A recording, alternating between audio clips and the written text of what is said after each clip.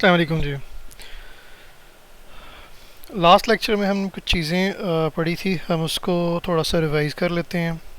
सबसे पहले तो जी हमने डेफिनेशन अकाउंटिंग की पढ़ी थी। हमने पढ़ा था कि जी accounting is basically an art और साइंस, और इसमें चार स्टेप्स होते हैं: recording, classifying, summarizing, interpreting and finance of the financial transactions. इसके अलावा हमने अकाउंटिंग साइकिल के बारे में बात की थी। एक कंप्लीट अकाउंटिंग साइकिल होता क्या है। हमने देखा था कि जी सबसे पहले तमाम की तमाम जर्नल एंट्रीज जर्नल में रिकॉर्ड होती हैं, वहाँ से समराइज़ करके जनरल लेजर में सेपरेट हर एक चार्ट ऑफ अकाउंट का बना दिया जाता है। देन ट्रायल बैलेंस है, एडजस्टमेंट्स हैं, एडजस्टेड ट्रायल बैलेंस है, प्रॉफिट एंड लॉस है, और आखिरी स्टेप जो है वो बैलेंस शीट बन जाती है।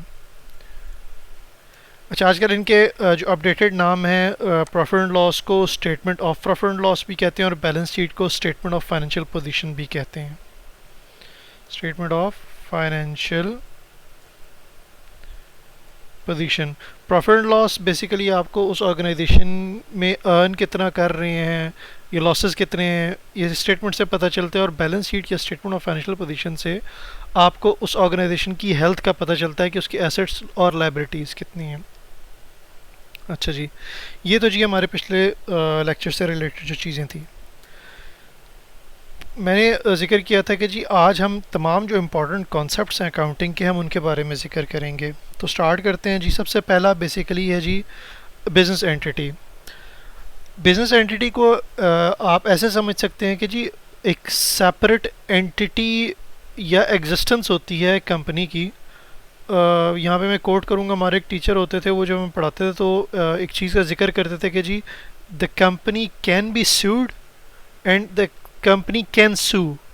ठीक है, इसका कहने का मकसद ये है कि कंपनी के ऊपर केस किया जा सकता है और कंपनी केस कर सकती है। इसकी एक पूरा लीगल स्टेटस होता है। जब कोई बंदा कंपनी रजिस्टर करवाता है तो वो डिफरेंट फॉर्म्स ऑफ कंपनीज होते हैं, वो नेक्स्ट में भी आपको बताता हूँ। लेकिन उसके अलावा जो भी वो कंपनी का नाम रखेंगे उसकी एक सेपरेट लीगल स्टेटस होता है।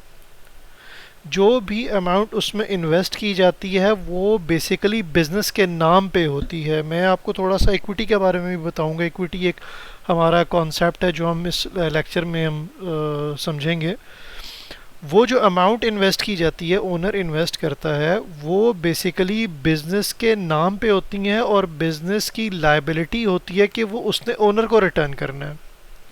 तो इस वजह से एक बिज़नेस की एंटिटी को, जो बिज़नेस एंटिटी होती है, उसको एक सेपरेट लीगल स्टेटस दिया जाता है। तमाम के तमाम एसेट्स कंपनी के नाम पे, लायबिलिटीज़ कंपनी के नाम पे, एक्सपेंसेस कंपनी के नाम पे। डिफरेंट रीजंस हैं इसकी। एक तो मतलब हमने केसेस की बात कर ली। इसके अलावा रिपोर्टिंग पॉइंट ऑफ व्यू से जब हम बात करें तो जो भी expense business point of view से होगा वो बिजनेस में रिकॉर्ड होगा। मैं सोल प्रोप्राइटर हूँ, अकेला बिजनेस कर रहा हूँ, और मैं कोई एक्सपेंस कर रहा हूँ मेरे घर से रिलेटेड है, तो मैं उस जो अपना पर्सनल एक्सपेंडिचर है उसको बिजनेस में रिकॉर्ड नहीं करूँगा। रूल्स स्टैंडर्डाइज हुए हुए हैं, ये चीज़ें सेट हुई हुई हैं।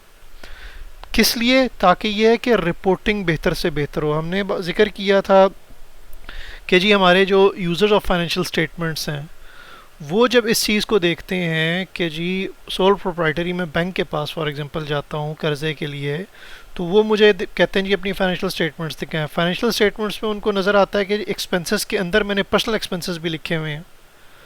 तो वो ये क्वेश्चन रेज कर सकते हैं कि जी आप बिजनेस कर रहे हैं लेकिन आप पर्सनल एक्सपेंसेस यहाँ पे रिकॉर्ड कर रहे हैं या नहीं होने चाहिए। तो इस तरह की चीज़ें आपको मज़ीद क्लियर होंगी। इसी वजह से एक बिज़नेस एंटिटी को सेपरेट लीगल स्टेटस दिया गया है। अच्छा जी, फॉर्म्स ऑफ बिजनेस तीन तरह की बेसिकली मतलब कंपनीज होती हैं। ब्रीफली मतलब मैं आपको बताऊं, सिंगल और सोल प्रोप्राइटरशिप, जहाँ पे एक अकेला बंदा बिजनेस कर रहा है तो वो जो फॉर्म होगी फॉर्म ऑफ बिजनेस की, उसको सोल प्रोप्राइटर कहा जाएगा। ठीक है। फ़ायदे नुकसानात हम जब आगे लेक्चर्स में मतलब जाएंगे, डिफरेंट हम कॉन्सेप्ट्स पढ़ रहे होंगे, उधर हमें पता चल जाएगा। या ब्रीफली मैं भी आपको बता दूं, अगर मैं ऑल अलोन खुद ही बिज़नेस कर रहा हूँ तो तमाम के तमाम डिसीजंस मेरे पास हैं। कोई दूसरा बंदा उसमें उसको नहीं कह सकता कि जी ये डिसीजन करना है या नहीं करना। ठीक है। नुकसानात में आए तो सारे का सारा पैसा, सारी इन्वेस्टमेंट, सारी जो जी सरमाया है वो एक बंदा नहीं लगा सकता। ज़्यादा बंदे होंगे तो ज़्यादा बेहतर तरीके से इन्वेस्टमेंट की जा सकती है। अच्छा, ये तो हो गया सोल प्रोप्राइटरशिप। पार्टनरशिप में आए तो दो या दो से ज़्यादा बंदे मिल के काम कर रहे हो तो उसको पार्टनरशिप कहेंगे। अगेन फ़ायदा उसका क्या है जी कि आपके पास सरमाया तो ज़्यादा हो गया। नेगेटिव में अगर मैं बात करूं तो भाई एक बंदा लाजमी नहीं है, दो, not not the two minds are alike. दो भाई भी हैं, उनकी थिंकिंग भी डिफरेंट होती है। दो दोस्त भी हों, कहीं ना कहीं पे जाके कॉन्फ्लिक्ट आ जाता है, जितना मर्जी आप अंडरस्टैंडिंग अच्छी हो। तो पार्टनरशिप में कई दफ़ा एक पार्टनर ने डिसीजन लिया, दूसरा उसको वेट कर देता है जी, मतलब ठीक है। कई दफ़ा एक डिसीजन लिया, दूसरा कॉन्फ्लिक्ट में आ जाता है कि ये डिसीजन नहीं होना चाहिए। तो दूसरी टाइप हमारी फॉर्म ऑफ बिजनेस पार्टनरशिप की होगी। तीसरी एक फॉर्म है जी जॉइंट स्टॉक कंपनी। इससे रिलेटेड दो टर्म्स आपने बहुत सुनी होंगी, बहुत ज़्यादा। वो प्राइवेट लिमिटेड कंपनी और पब्लिक लिमिटेड कंपनी। इसका मैं थोड़ा सा आपको बताता हूँ कि जी पाकिस्तान में बेसिकली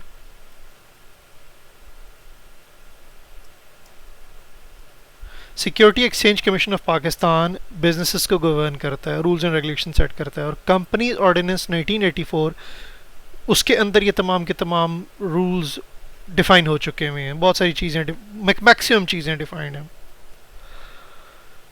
जब आप अपने बिजनेस को एक्सपैंड करते हैं, आपको मजीद सरमाया चाहिए होता है। Sole proprietor partnership.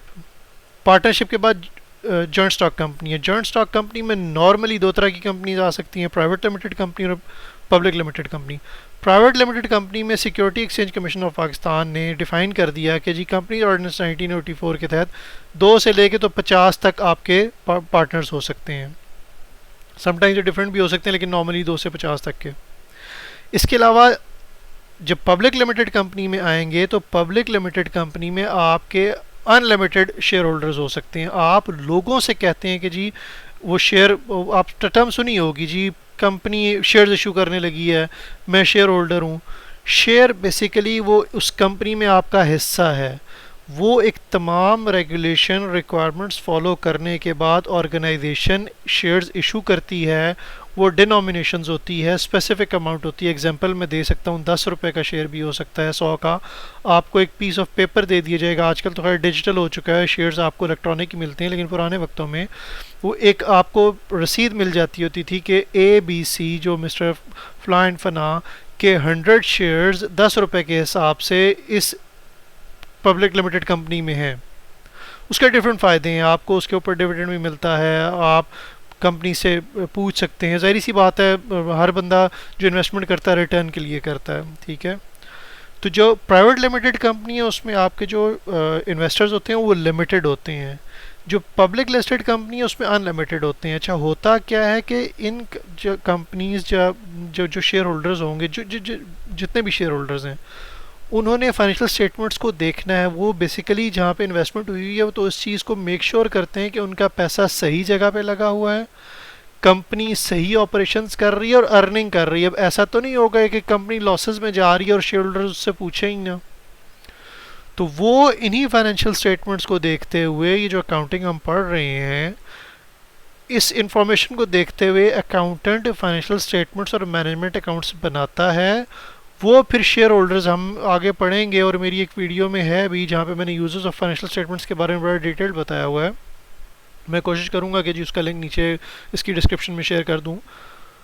तो वो जो बेसिकली शेयर होल्डर्स होते हैं वो one of the users of the financial statements होते हैं, और वो डिमांड भी कर सकते हैं, और वो फिर एनालाइज करेंगे कि आया वो चीज़ें as per standard rules and regulations के मतलब शो की हुई हैं या नहीं।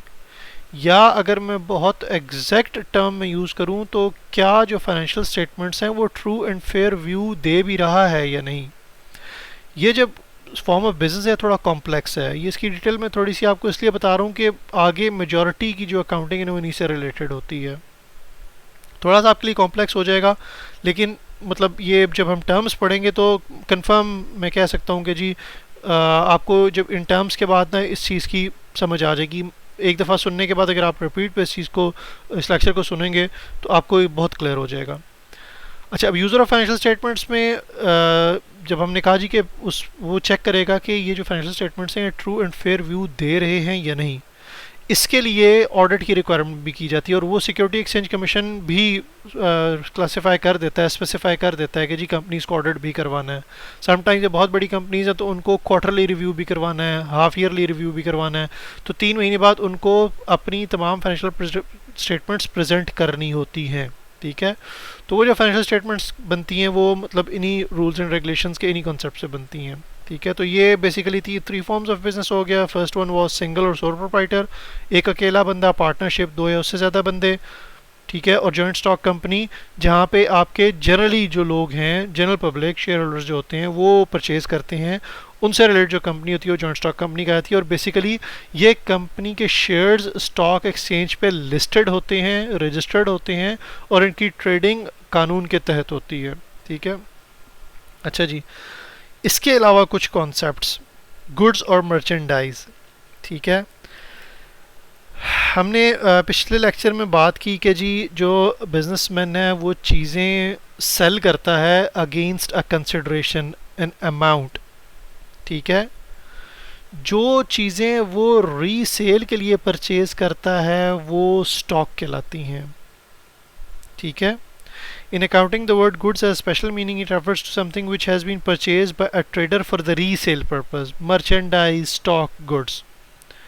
छोटा सा डिफरेंस है इसमें, वो क्या है कि गुड्स, स्टॉक, मर्चेंडाइज, इन्वेंट्री, ये एक ही टर्म है। आपने ये 4 तरह की चीज़ें परचेज़ की, मतलब आपने जो परचेज़ की उनको ये 4 नाम दे सकते हैं। रीसेल करने के लिए मैं एक एग्जांपल दूंगा कि एक बंदे ने फर्नीचर परचेज़ किया और उसने आगे रीसेल करना है, तो वो उसकी गुड, स्टॉक, मर्चेंडाइज या इन्वेंट्री है। लेकिन अगर वही फर्नीचर उसने परचेज़ किया है बिज़नेस के यूज़ के लिए, उसने अपने ऑफिस में लगाना है, तो वो एसेट होगा। एसेट की डेफिनेशन भी हम नेक्स्ट हमारे पास सामने, ये मैंने लिस्ट कर दी हुई है जो चीज़ें हमने आज के लेक्चर में पढ़नी है, तो ये मैं बता दूंगा आपको। ठीक है, तो ये बहुत मतलब छोटा सा डिफरेंस है। गुड्स और मर्चेंटाइज, जो चीज़ें रीसेल करने के लिए परचेज की जाती हैं वो गुड्स या मर्चेंटाइज कहलाती हैं। अच्छा जी, परचेजेस, अब इन गुड्स को आप परचेज करते हैं। ठीक है, in accounting language of word purchases has a special meaning. When sellable goods are bought in business, it is said that purchases have been made. For example, the cloth dealer, whenever cloth is purchased, it will not be necessary to mention the cloth has been purchased. Simply it will be said that the purchases have been made. कहने का मकसद ये एक बहुत मतलब आगे जब हम प्रॉफिट लॉस अकाउंट या फाइनल अकाउंट्स पढ़ रहे होंगे जहाँ पे हम प्रॉफिट लॉस और बैलेंस शीट बनाएंगे, वहाँ पे जब परचेज लिखा हुआ आएगा ना तो आपको कंफर्म हो जाएगा कि यार ये परचेजेस जो की गई हैं ना, ये जो गुड्स या मर्चेंडाइज थी ना उन्हीं की परचेजेस हैं। वहाँ पे लिखा हुआ नहीं होगा कि जी क्लॉथ हैज़ बीन परचेज्ड, या अगर ऊपर आपको एक स्टेटमेंट लिखी हुई आएगी कि जी इतना क्लॉथ परचेज किया गया है, तो आपको पता चल जाएगा कि ये प्रॉफिट एंड लॉस की डेबिट साइड पे परचेजेस आएंगी। ठीक है, अच्छा, अब परचेजेस 2 तरह की होती हैं।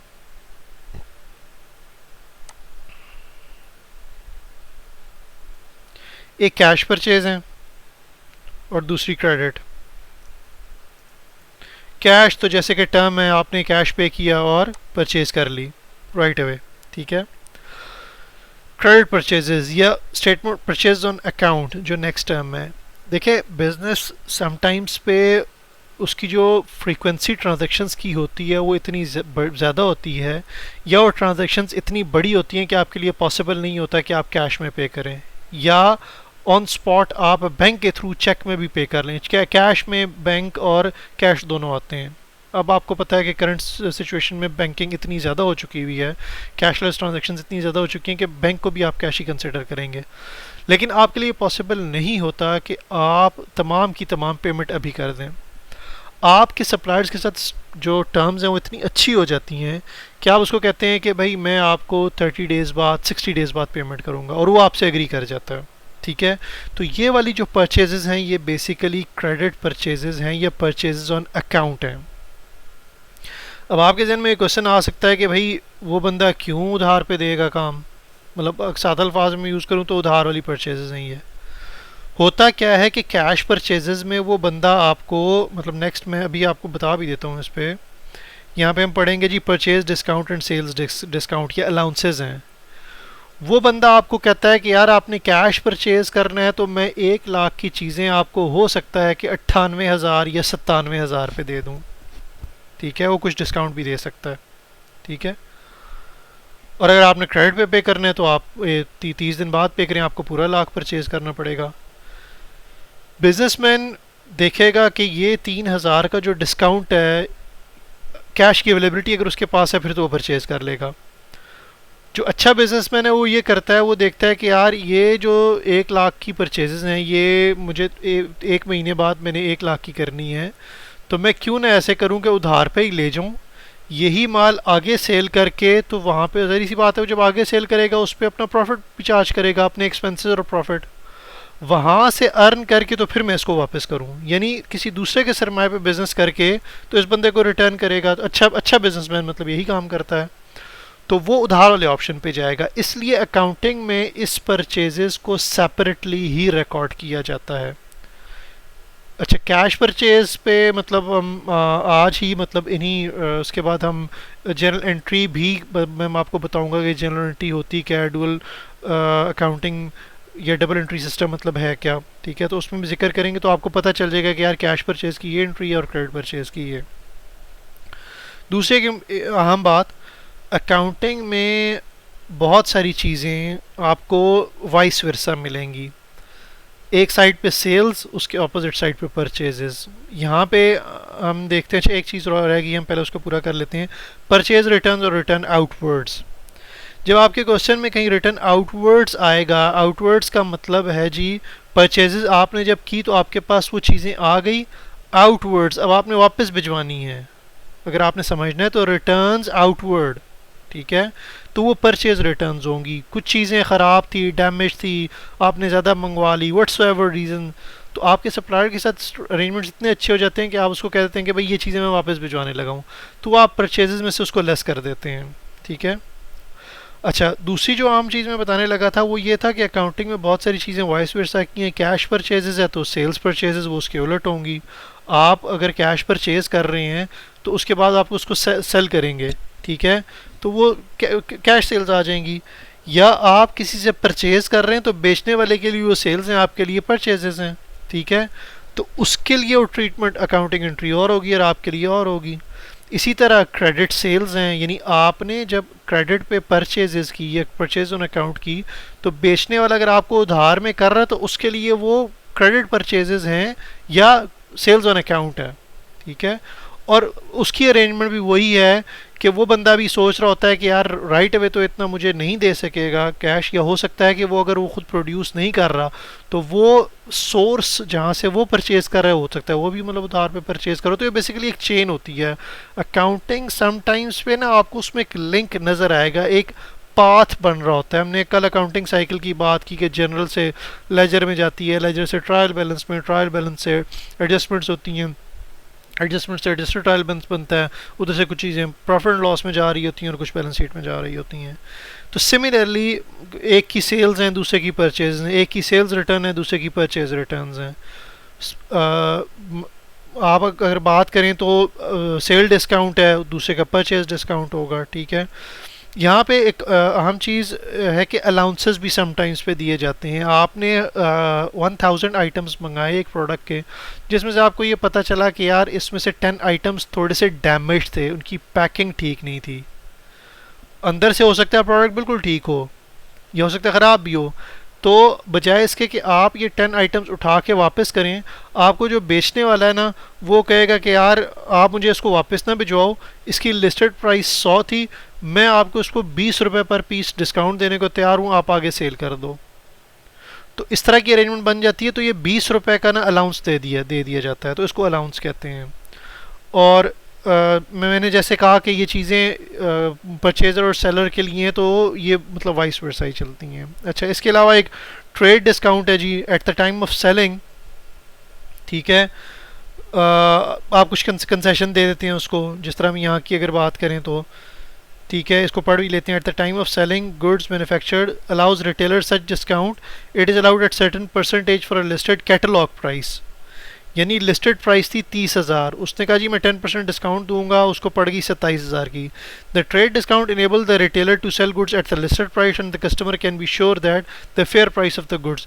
It may be noted that the both of the buyer and seller record 27,000 not 30,000 in their books of account. In other words, the trade discount is not recorded in the books of account. यानी हमने यहाँ पे एक important चीज़ समझी कि जो purchases होंगी वो 27,000 पे रिकॉर्ड होंगी, ना कि 30,000 पे, क्योंकि आप तो 27,000 पे कर रहे हैं। ठीक है। In other words, trade discount is not recorded in the books of account. Thus, the discount allowed by the manufacturer or the wholesaler at the time of selling goods to a retailer as a reduction from the listed price or a catalog price is called trade discount. जो उसी time पे आपकी trade हुई, financial transaction हुई, उस time पे जो discount दे दी गया वो ट्रेड डिस्काउंट होता है। अच्छा, ये मज़ीद ये डेटर्स, अकाउंट रिसीवेबल, क्रेडिटर्स, इन पे जाने से पहले ना मैं आपको पहले ये वाले कॉन्सेप्ट समझा देता हूँ। अच्छा, बिजनेस हर दूसरा बंदा करता है कुछ अर्न करने के लिए।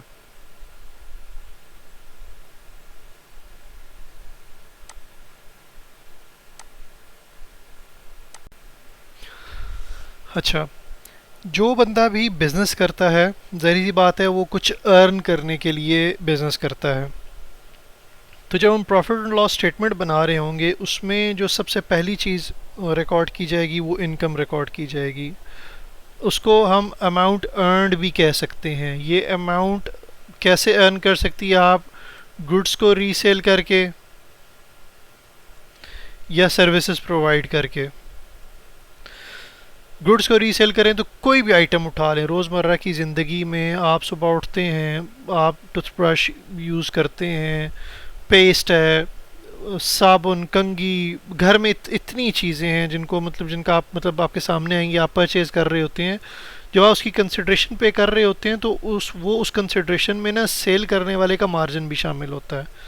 तो जो अमाउंट भी आप उसको पे करेंगे वो बेसिकली उसकी इनकम है। सर्विसेज प्रोवाइड में, सर्विसेज की एग्जांपल अगर आप मैं दूं तो इंटरनेट की सर्विसेज हैं, डॉक्टर आपको कोई गुड नहीं देता, कोई चीज़ नहीं देता, मेडिसिन हैं। अच्छा, कॉम्बो भी आ जाता है, डॉक्टर के पास आप जाएँ तो वो मेडिसिन भी दे रहा होता है और कंसल्टेंसी भी दे रहा है। वो डॉक्टर साहब की कितनी फ़ीस है जी? 2,000 है, 2,500 है, 3,000 है। जो आप उसको अमाउंट पे कर रहे हैं वो सर्विसेज के अगेंस्ट है, और उसके बाद जो मेडिसिन है तो वो गुड्स के अगेंस्ट है।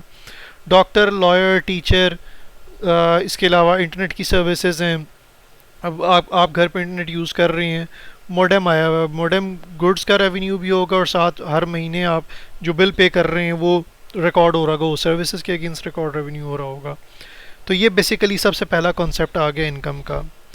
इसके अलावा एक्सपेंसेस आ जाते हैं।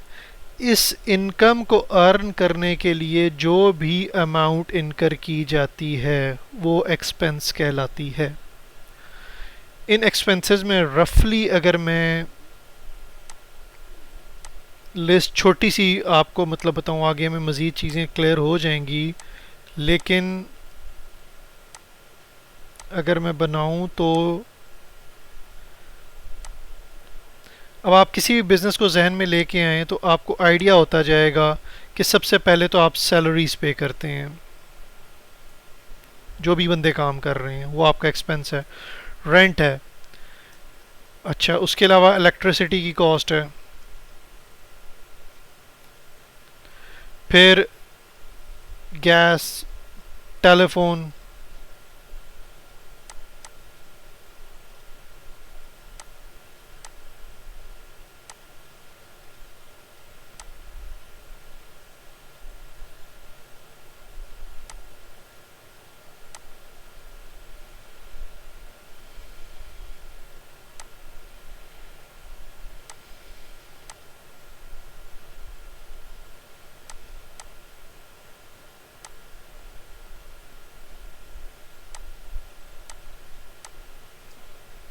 Telephone, internet,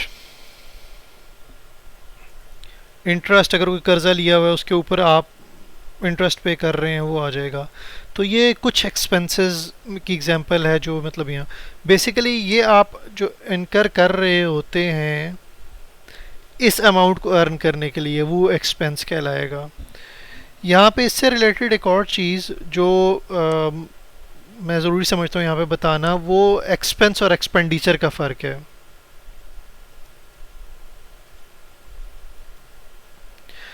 expense basically with in a year, जो भी एक्सपेंस हम इस पे एक और टर्म आएगी अकाउंटिंग ईयर, जो भी अमाउंट आप एक साल के अंदर करेंगे वो एक्सपेंस होगी।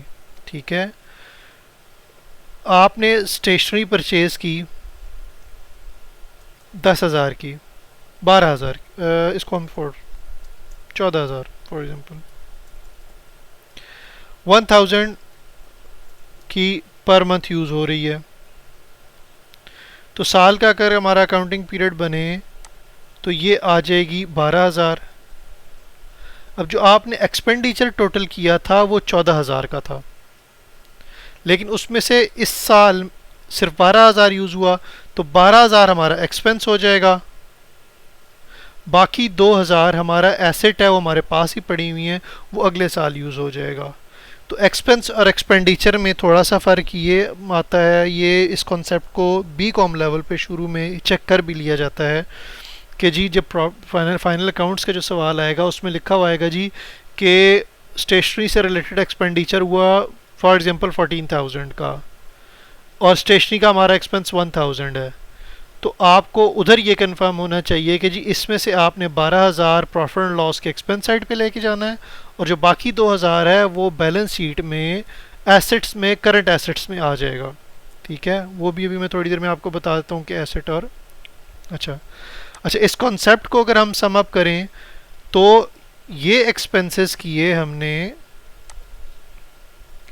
इस अमाउंट को अर्न करने के लिए, तो ये क्या कहलाएंगे हमारे एक्सपेंसेस। ठीक है, amount incurred to earn the revenue are called expenses. ठीक है, अच्छा ये दो चीज़ें आपकी प्रॉफिट एंड लॉस स्टेटमेंट में आती हैं। इन दोनों का जो डिफरेंस होगा, मैंने जैसे कहा कि हर बंदा जो बिज़नेस करता है वो प्रॉफिट अर्न करने के लिए करता है। उसने कमाया फॉर एग्जांपल 1,20,000 का एग्जांपल, ठीक है, एक्सपेंसेस थे उसके 1,00,000, बाकी 20,000 उसका टोटल प्रॉफिट आ जाएगा।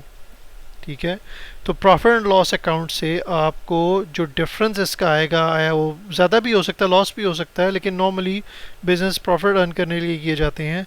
तो 20,000 का प्रॉफिट एंड लॉस स्टेटमेंट से आपको पता चल जाएगा। जैसे हमने थोड़ी देर पहले लेक्चर के शुरू में बात की कि जी प्रॉफिट एंड लॉस स्टेटमेंट हमें क्या बताती है कि जी वो कंपनी अर्न कितना कर रही है। अच्छा, ये तो हमारा हो गया एक पार्ट। दूसरा जो इम्पोर्टेंट पार्ट है वो बेसिकली है स्टेटमेंट ऑफ फाइनेंशियल पोजीशन, या बैलेंस शीट भी उसको कहते हैं। स्टेटमेंट ऑफ फाइनेंशियल पोजीशन में 3 इंपॉर्टेंट चीज़ें आती हैं। पहला एसेट, दूसरा लायबिलिटीज़, तीसरा इक्विटी। इस कॉन्सेप्ट पे जाने से पहले एक छोटी सी चीज़ आपको मैं बताऊं, जो डुअल मेथड ऑफ अकाउंटिंग है, डबल एंट्री सिस्टम है, उसमें assets is equal to liabilities plus equity. सबसे पहले हम इक्विटी को समझते हैं। अगेन एग्जांपल मैं स्टार्ट करूंगा कि एक सोल प्रोप्राइटर ने 50,000 इन्वेस्ट किया बिजनेस में। वो 50,000 की सबसे पहली जो जनरल एंट्री होगी वो होगी जी कैश या बैंक टू कैपिटल। अब ये अभी मैं आपको इस तरह एंट्री करके बता रहा हूँ, ये बेसिकली जनरल में पहली एंट्री हो रही है। ठीक है, 50,000 डेबिट और 50,000 क्रेडिट, और इसकी इन्वेस्टमेंट लिखी जाएगी, कैप्शन लिखी जाएगी या नरेशन, इन्वेस्टेड 50,000 इन बिजनेस। अच्छा जी, ये अमाउंट उस बंदे ने इन्वेस्ट की, मैंने बिजनेस एंटिटी की बात की थी शुरू में, और मैंने कहा था कि जी उस बिज़नेस के नाम पे होगा। अब कैपिटल साइड जो है ना, इसको इक्विटी भी लिख सकते हैं, लायबिलिटी साइड पे आ रहा है, ये बैलेंस शीट की लायबिलिटी साइड पे आएगा। यानी उस बिज़नेस की लायबिलिटी है कि जी ये 50,000 इस ओनर को वापस करना। जब भी कंपनी लिक्विडेट होगी या इंसॉल्वेंट हो जाएगी और उसके एसेट्स डिस्ट्रीब्यूट होंगे, तो ये कंफर्म होगा कि इस बंदे ने 50,000 इन्वेस्ट किए थे तो वो सबसे पहले उसको मिलेंगे। इंसॉल्वेंसी या लिक्विडेशन की बहुत सारी रीजंस होती हैं। कई दफ़ा ऐसा टाइम आ जाता है कि कंपनीज को लिक्विडेट होना पड़ता है। तो जैसे कि हमने जिक्र किया था कि तमाम की तमाम चीज़ें बिज़नेस के नाम पर रजिस्टर्ड होंगी, तो हमने यहाँ पे दो कॉन्सेप्ट्स देखे। पहला तो ये कि जो अमाउंट इक्विटी में एज एन इक्विटी इन्वेस्ट की जाएगी वो बैलेंस शीट की लायबिलिटी साइड पे आएगी। और लायबिलिटी साइड पे क्यों आएगी? कि बिज़नेस की लायबिलिटी है कि उसने वापस करना है। ठीक है। अच्छा, बैंक को डेबिट क्यों किया? वो इसलिए डेबिट किया कि आपके बिजनेस में उस बैंक अकाउंट में इतने पैसे आ चुके हुए हैं। अच्छा, अब मैंने जैसे एक और जिक्र किया जी, अकाउंटिंग में लिंकिंग बहुत होती है। इसी से रिलेटेड दो नई टर्म्स भी मतलब अभी हम पढ़ते हैं जो बहुत ज़रूरी हैं, जिसमें कई दफ़ा मिसकंसेप्शन भी हो जाती है। वो डेबिट और क्रेडिट। ठीक है। जब मैं स्टूडेंट था तो हमें पढ़ाया गया कि जी तमाम इनकमिंग चीज़ें डेबिट हैं, तमाम आउटगोइंग क्रेडिट हैं। थोड़ा अर्सा लगा तो हमारे एक और टीचर आए, उन्होंने फिर ये चीज़ क्लियर की कि डेबिट और क्रेडिट की कोई स्पेसिफिक डेफिनेशन नहीं है। ठीक है। जब हमें पढ़ाया गया कि जी तमाम इनकमिंग चीज़ें, ये तमाम एसेट्स जो हैं ये एक्सपेंसेस डेबिट होते हैं, तो थोड़ी देर से बाद पता चला कि जी रेक्टिफिकेशन ऑफ एरर्स में हम एक्सपेंसेस को क्रेडिट कर रहे हैं, तो वहाँ पे तो डेबिट ना हुआ, हालांकि वो है करेक्शन ही है, उसको ठीक करने के लिए हम क्रेडिट कर रहे हैं, लेकिन उस लिहाज से फिर डेबिट की डेफिनेशन गलत हो जाती है। तो इसकी अगर देखा जाए तो जो अभी भी मतलब बहुत सारे राइटर्स कहते हैं जी left hand side of the sorry right hand side of the ledger is called debit और left hand side of the ledger is called credit.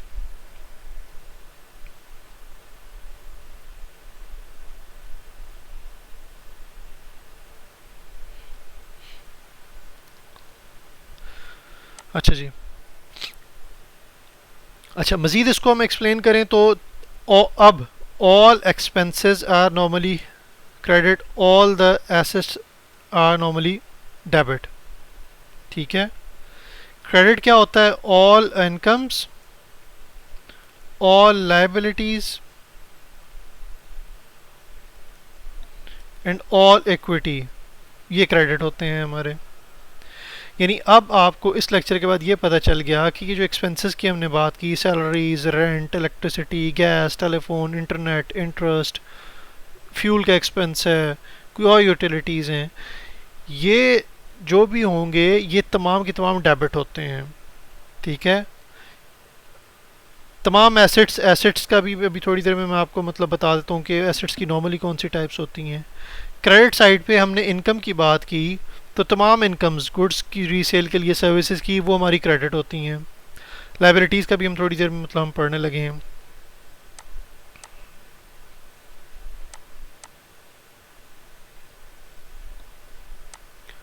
अच्छा जी, अब इस एंट्री की आपको समझ आ जाएगी कि मैंने इसको डेबिट क्यों किया। हाँ, इनकमिंग मैंने जैसे कहा कि आप इसको कह सकते हैं कि जी इनकमिंग चीज़ है तो आपके लिए डेबिट है, आउट गोइंग है तो क्रेडिट है। तो कैश या बैंक में आपके बिजनेस में पैसा आ रहा है तो उसको इनकमिंग कंसिडर करके हमने कैश और बैंक को डेबिट किया और कैपिटल या इक्विटी को क्रेडिट किया। क्यों? क्योंकि वो एक लायबिलिटी है। ठीक है। अब उम्मीद है कि जी ये एंट्री आपको समझ आ चुकी होगी। अच्छा, नेक्स्ट हम समझते हैं जी, वो है हमारे पास एसेट और लायबिलिटीज़। ठीक है। एसेट को मैं मज़ीद डिग डाउन करूं और या डेफिनेशन इसकी अगर आपको मैं बताऊं all the economic resources in business possession. ये मैंने क्यों लिखा है इसकी रीज़न भी मैं आपको बताता हूँ. That gives future economic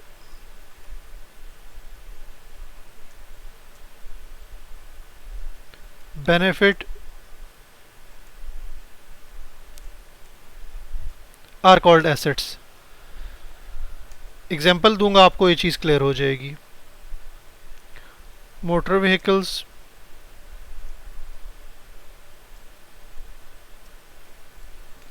plant and machinery,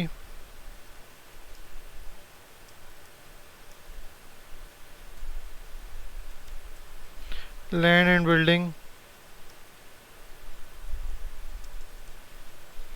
computer and office equipment. Normally ये आपके एसेट्स होते हैं. ये इकोनॉमिक रिसोर्स कहलाते हैं. अच्छा, all economic resources in business possession that give future economic benefit. यानी इन चीज़ों को इस्तेमाल करते हुए फ्यूचर में आपकी ऑर्गेनाइजेशन को फ़ायदा हो रहा है, वो एसेट्स कहलाते हैं. ये इसकी डेफिनेशन होगी. इस पोजेशन का जिक्र मैंने क्यों किया, इसकी एक एग्जांपल ये है कि आजकल लीज़ की टर्म बहुत यूज़ हो रही है. गाड़ी लीज़ हो जाती है, अब्रॉड में आप घर मॉर्गेज करा लेते हैं. तो बेसिकली कई दफ़ा जब आप गाड़ी लीज़ करवाते हैं तो वो टर्म्स ऐसी होती हैं, गाड़ी आपके नाम पे नहीं आती. गाड़ी उस जो आपको लीजिंग ऑर्गेनाइजेशन है उसके नाम पे ही होती है, लेकिन गाड़ी आपके पोजीशन में होती है, आप यूज़ कर रहे होते हैं, फ्यूचर इकोनॉमिक बेनिफिट आपकी ऑर्गेनाइजेशन को आ रहा होता है. तो इस चीज़ को मद्देनज़र रखते हुए अकाउंटिंग स्टैंडर्ड्स में ये कहा गया है कि जो एसेट आपकी पोजेशन में है, बेशक वो आपके नाम पे है या नहीं, और उसका फ्यूचर इकोनॉमिक बेनिफिट आपको आ रहा है, तो वो आप एज एन एसेट अपने बिजनेस में रिकॉर्ड करेंगे. वो रिकॉर्ड कैसे होगा वो एक बात की कहानी है, उस पर एक पूरा का पूरा अकाउंटिंग स्टैंडर्ड है. लेकिन यहाँ पे पोजेशन लिखने का मकसद मतलब ये था. इसके अलावा हम जो एसेट्स को डिस्ट्रीब्यूट करते हैं दो मेन टाइप्स पे, एक है हमारे नॉन करंट एसेट्स और दूसरे हैं करंट एसेट्स. तमाम एसेट्स जिनकी यूज़फुल लाइफ, यानी उनको हम यूज़ कर सकते हैं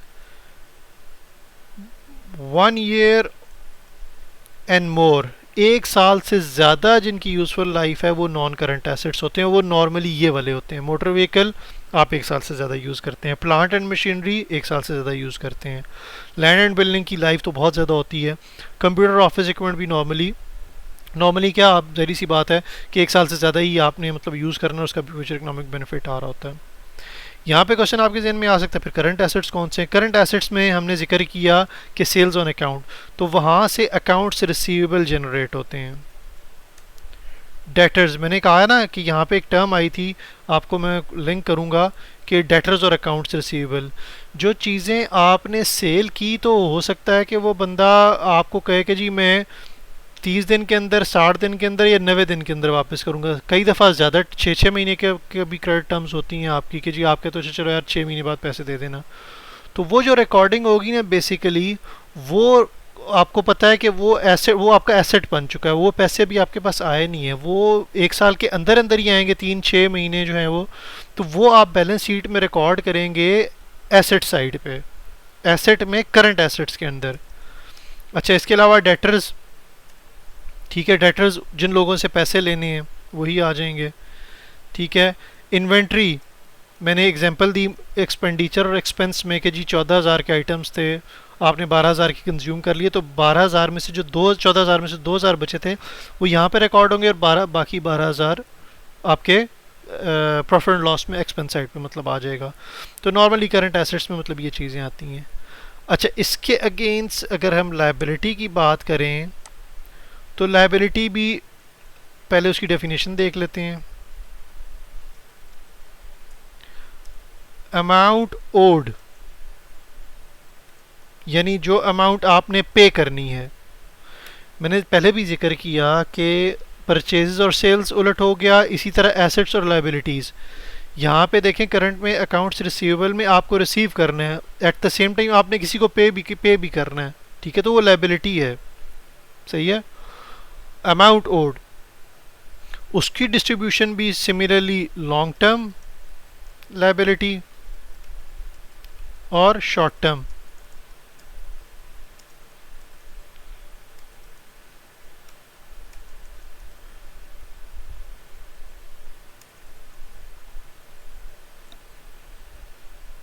ये सामने मैं इसलिए लिख रहा हूँ कि इनके ऑपोजिट है। एसेट के ऑपोजिट लायबिलिटी है, लॉन्ग टर्म लायबिलिटी है, तो ये नॉन करंट एसेट्स हैं, यानी 1 साल से ज़्यादा, 1 ईयर और मोर।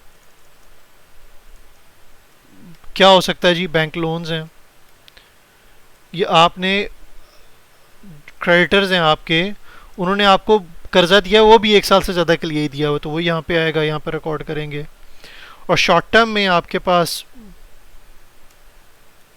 अकाउंट्स रिसीवेबल, तो अकाउंट्स पेबल उसका उलट, डेटर्स क्रेडिटर्स उसके उलट। इसके अलावा आपके जो कई दफ़ा ना एक्सपेंसेस ऐसे होते हैं जो आपने मतलब पे करने हैं। जब हम फर्दर अब बढ़ेंगे ना, या कंपनीज बहुत कॉम्प्लेक्स हो जाती हैं, तो उनकी रिपोर्टिंग कई दफ़ा मंथली होती है। तो नॉर्मली आपको पता है यूटिलिटीज़ के बिल अगले महीने की पहले 10 तारीख के अंदर आते हैं, लेकिन आपको अपने फाइनेंशियल अकाउंट्स क्लोज करने होते हैं पिछले महीने की लास्ट तारीख को। लेकिन अक्रूवल बेसिस ऑफ अकाउंटिंग, वो कॉन्सेप्ट भी नेक्स्ट लेक्चर में हमारे आएगा। वो ये कहता है कि जब ट्रांजैक्शन अकर हुई आपने रिकॉर्ड कर देनी है, ठीक है। अब नॉर्मली जो बिजली का बिल है वो तो पिछले महीने से रिलेट कर रहा है, बिल आएगा 5 तारीख को, आपको अमाउंट नहीं पता, तो आप पिछले महीने की बेस पे ही नॉर्मली आप उसको ट्रांजैक्शन को रिकॉर्ड कर देते हैं कि यार नॉर्म अंदाजन इतना बिल आ जाएगा, आपके पास हिस्ट्री होती है, आपको पता होता है, तो वो वहाँ पे भी पेबल्स की जो भी मतलब आएंगे ना एक्सपेंस पेबल्स, तो वो इधर आ रहे होते हैं। तो मंथ एंड पे एक्सपेंस पेबल की एंट्री आ जाएगी और वो लायबिलिटी साइड पे आ रही होती है। और अगर इसी को मैं एक्सपैंड करूँ तो हो सकता है ईयर एंड पे इस तरह की एंट्री आई है। तो इस कॉन्सेप्ट को भी हम कंसोलिडेट करते हैं कि आपका बेसिकली ये लायबिलिटीज़ हैं, ये आपने पे करनी है। इन एसेट्स को आपने परचेज किया और इन एसेट्स को परचेज करके बेसिकली ये वाली इनकम अर्न की, ये एक्सपेंसेस किए, तो ये आपकी मतलब एक कंप्लीट अकाउंटिंग साइकिल हो जाता है, ठीक है। तो ये वाली हमारी टर्म्स होगी कुछ एसेट्स, लायबिलिटीज़ और जो हम मतलब स्टेटमेंट्स बनाएंगे उससे रिलेटेड। मेजॉरिटी कॉन्सेप्ट्स आगे ना मतलब अगले जो हमारे लेक्चर्स हैं वो इन्हीं की बेस पे होंगे। अब मैं फॉर एग्जांपल जब बात करूँगा टर्म्स में डेबिट क्रेडिट, तो आपको कम से कम समझ आ रही होगी कि जी मतलब जर्नल एंट्री कर रहे हैं तो उसकी बेसिस क्या है, क्या। तो अगर आप ये चीज़ें मतलब एक दफ़ा सुन लेंगे ना, तो आई एम श्योर कि जी आपको काफ़ी चीज़ें मतलब क्लियर हो जाएंगी। यहाँ पे हमने जिक्र किया एसेट बैलेंस शीट का, तो बैलेंस शीट में ना assets is equal to liabilities plus equity होता है।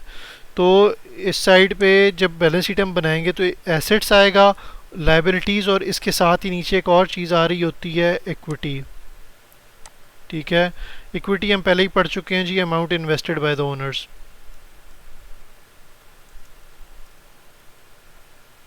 ठीक है। तो बैलेंस शीट मतलब ऐसे बन रही होती है।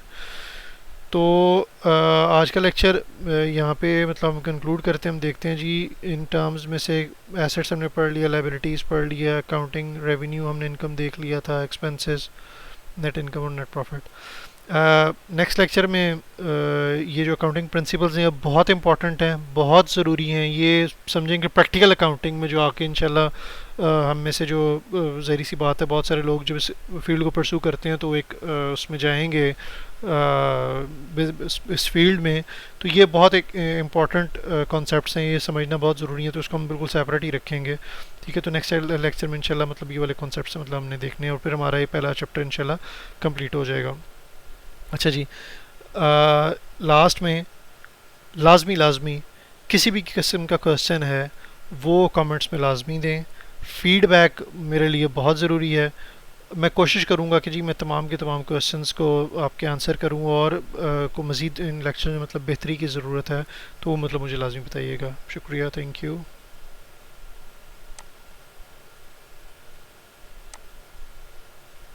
मतलब आपको बता दूंगा